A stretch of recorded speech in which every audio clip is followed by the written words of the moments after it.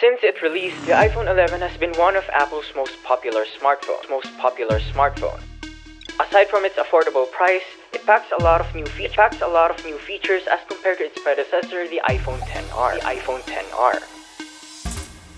What's up guys, Earl here with YugaTech, and this is my iPhone 11 review after 9 months of using it as my daily driver.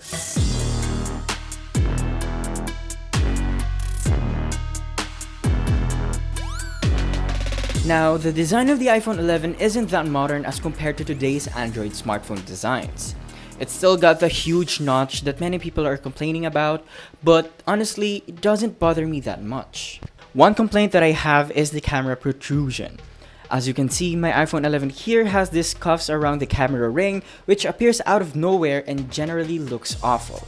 Since this device isn't AMOLED, bezels are quite on the thicker side as compared to the iPhone 11 Pro's model. Another downside is that videos are limited to 720p on YouTube, but the 1080p option is available, which is kinda weird, but despite all of that, it still has a color accurate display. Now, using this device under broad daylight isn't that bright.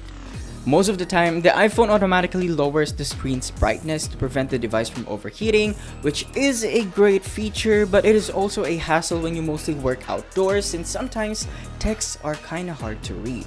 Now, the iPhone 11 has a dual camera setup at the back consisting of 12 megapixel primary shooter with an aperture of 1.8 with OIS, and a 12 megapixel ultra-wide camera with an aperture of 2.4. As expected on an iPhone, photos come out vibrant and colors are accurate. Also, night mode on this device is pretty amazing, although it isn't the best out there.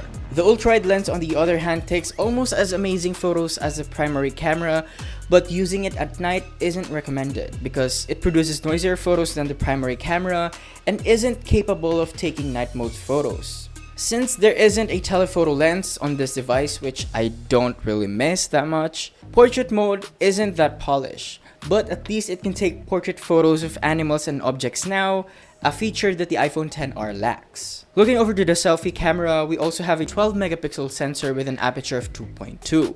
Exposure and skin tones are entirely on the softer side, but the overall quality is excellent. Portrait mode is also present again, but it wasn't that perfect, but it would suffice for social media postings. Also, it is worth mentioning that all cameras are capable of recording at 4K at 60 frames per second. And yes, slow-fies.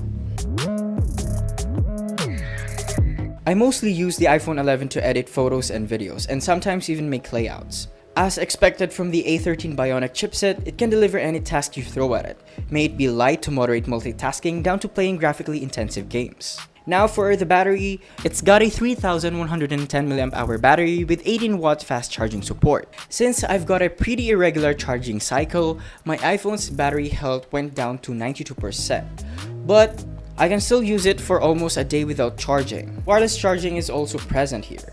Now for security, there's only one mode of biometrics on this device, and that is Face ID. Currently, it is the golden standard for facial recognition of smartphones because of its safety and reliability. Now, Face ID on the iPhone 11 lineup is faster and also has a broader field of face detection. Since I bought the iPhone 11, I haven't got any issues with it. Aside from bugs from the iOS 14 since I installed the beta version here, everything runs smoothly, and that is expected because it runs on the A13 Bionic chipset, which is technically one of the fastest chipset on the market.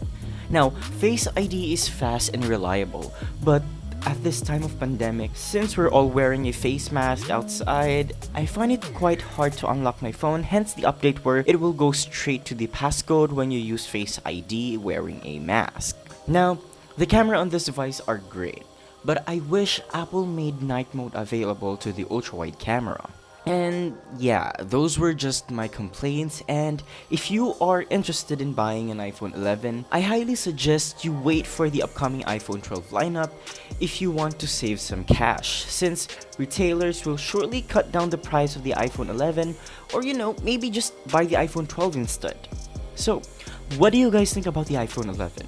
Do you own one for quite some time now? How was your experience with it? Let us know in the comment section below, and if you enjoyed this video, be sure to drop a like, subscribe to our channel for more content, hit that bell icon so to miss any future uploads, and be sure to visit YugaTech.com for the latest tech news and reviews. This has been Arel, and I'll catch you guys in the next one.